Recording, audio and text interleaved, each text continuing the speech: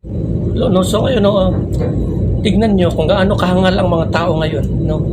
Maraming mga preacher ngayon na instead na ipangaral nila si Kristo, instead na si Kristo sana ang kanilang ipangaral doon sa mga tao. Pero ngayon, tignan mo ang mga tao ngayon.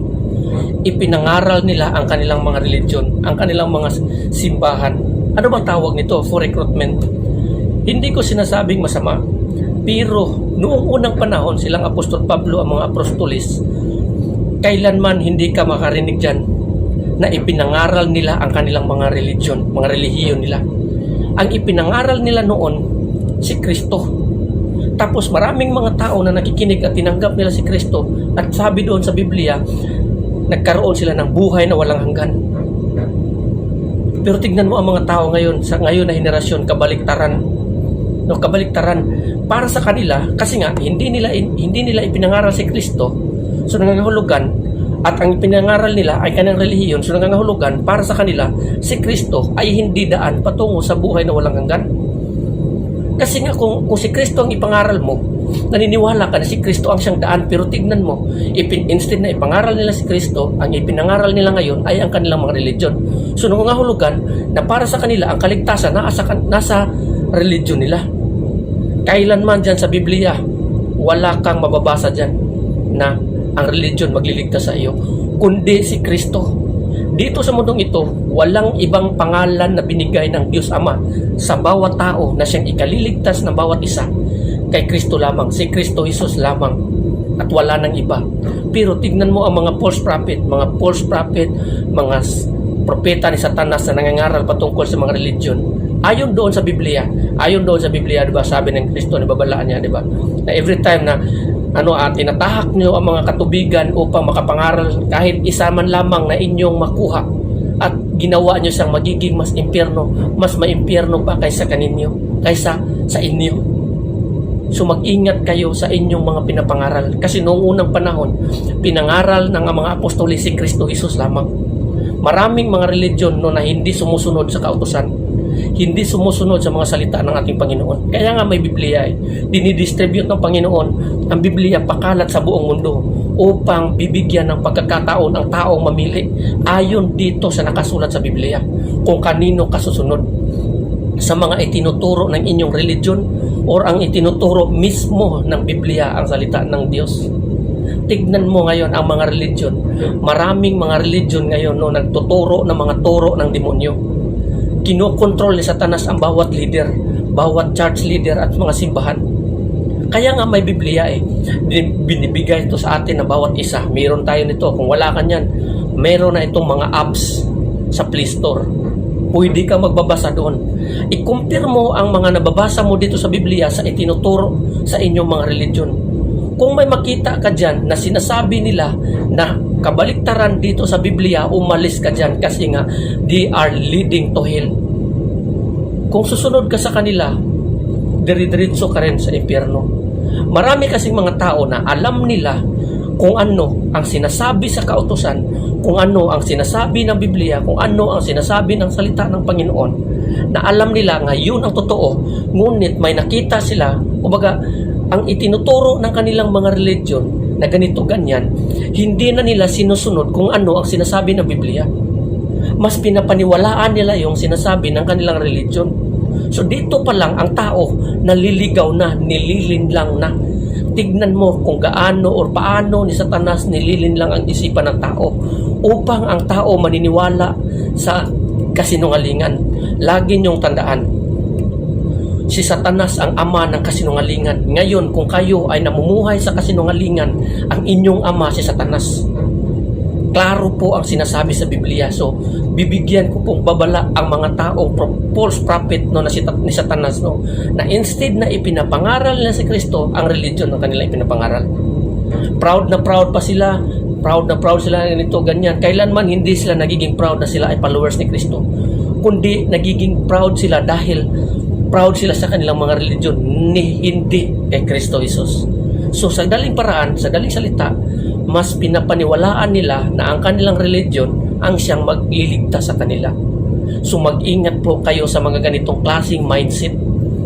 Dito sa Biblia, lagi niyong tatandaan, Jesus Christ is the only way to the Father. He is the good shepherd, the bread of life, the life and the resurrection, the way, the life, and the truth. Klaro-klaro po yan. Noong unang panahon, ipinangaral ni Kristo ang salita ng Diyos doon sa mga sinagoga. Ngunit ang mga sinagoga, yung mga tao doon sa mga sinagoga ay hindi siya tinanggap. Instead, binabato pa siya at pinapalayo. Kasi nga, yung mga tao doon hindi naniniwala sa kanila. Yung mga tao doon, pag sinasabi nilang sumusunod o naniniwala ka kay Kristo, sinisipa ka doon sa sinagoga, tinatanggal ka. So nangangahulugan sa sinagoga, sa mga simbahan, noon at ngayon, ganun din. Instead na si Kristo ang kanilang paniniwalaan, doon sila nakahawak palagi sa kanilang sinagoga. O ganun din ngayon. So instead na si Kristo ang ipinangaral nila ngayon ng bawat tao ngayon na henerasyon, ngayong kasaysayan, ngayon na panahon, ay ang kanilang mga sinagoga, mga religion. Na iniisip nila, dito tayo maliligtas. Tignan mo kung gaano kahangal ang mga tao. Doon sa mga mga tao na nag-aaway-away patungkol sa religion, anong sabi nila? Hindi kayo ang itinatayo ni Kristo, kami ang itinatayo at ang kaligtasan na sa amin. Kalukuhan yan. Ang kaligtasan na kay Kristo. Wala dyan sa itinatayo niyong kubo o simbahan na yan. Wala dyan. Klaro po yan.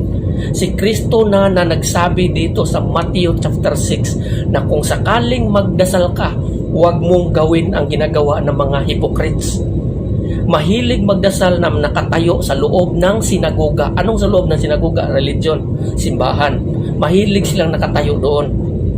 Yung iba sa labas ng simbahan, mahilig silang magdasal sa tabi ng daan.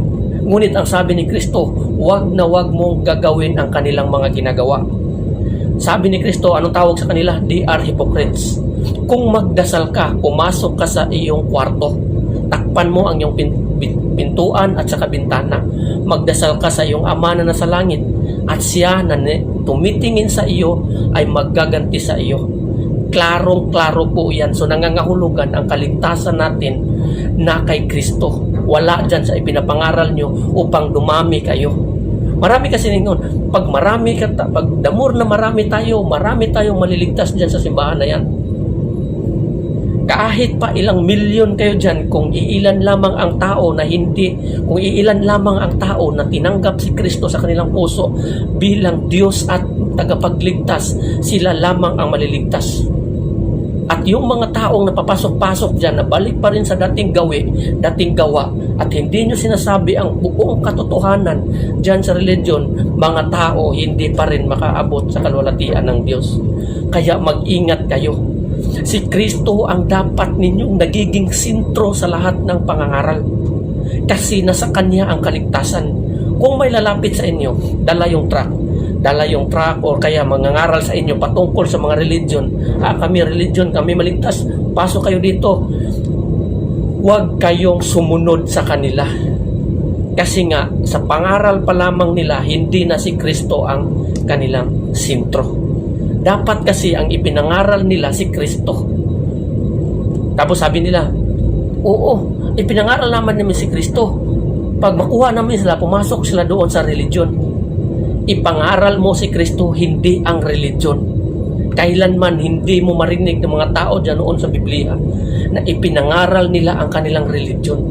Ang ipinangaral nila si Kristo kahit pa sila may mga kanya-kanyang religion na pinapaniwalaan. Ngunit si Kristo ang kanilang sinusunod. Si Kristo ang kanilang pinapangaral. Kaya nga inuusig sila ng mga taga-religion. Yan ang mali ng mga tao ngayon na hindi nakakaintindi kung ano ang sinasabi sa kasulatan. No? So, mag-ingat po tayo. No? So, hanggang dito na lang in God bless everyone. Amen.